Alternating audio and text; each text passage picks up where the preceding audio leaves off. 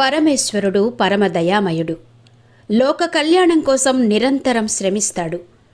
దిశలో ఎన్ని కష్టాలు వచ్చినా విశ్వరక్షణకు ముందుకు సాగుతూ ఉంటాడు.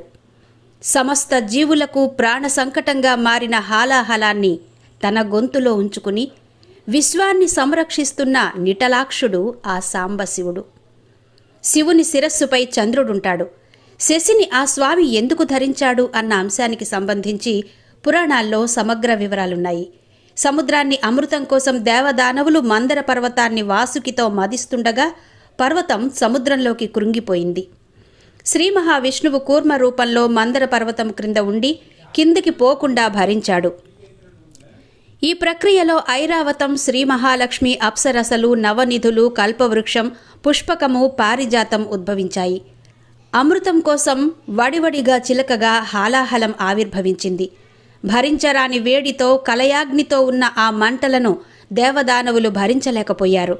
బ్రహ్మాది దేవతలకు ఈ సమస్య కష్టతరంగా మారింది. చివరికి బ్రహ్మ ఆ అనంత సైనునికి విన్నవించారు. ఆ హరి సూచనతో బడబాగ్ని చల్లార్చాలంటే ఆ పరమేశ్వరుడే శరణ్యమని ప్రార్థించారు. వారి గోడును విన్న శివుడు ఆ హాలాహలాన్ని ముద్దలా చేసి మింగి గొంతుకలోనే ఉంచుకున్నాడు. కానీ హాలాహలం వేడికి శివుని శరీరం నల్లగా మారిపోయింది.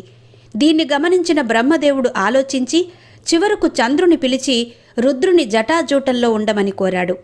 చంద్రుని కిరణాలు లేలేతగా ఉంటాయి, వేడిని తగ్గిస్తాయి. దీంతో చంద్రుడు శివుని కేశములపై తన శశి కిరణాలను ప్రసరించాడు.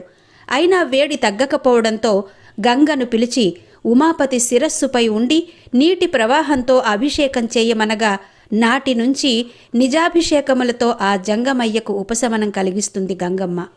అందుకనే శివునికి గంగాధరుడు, చంద్రశేఖరుడు అని పేర్లొచ్చాయి.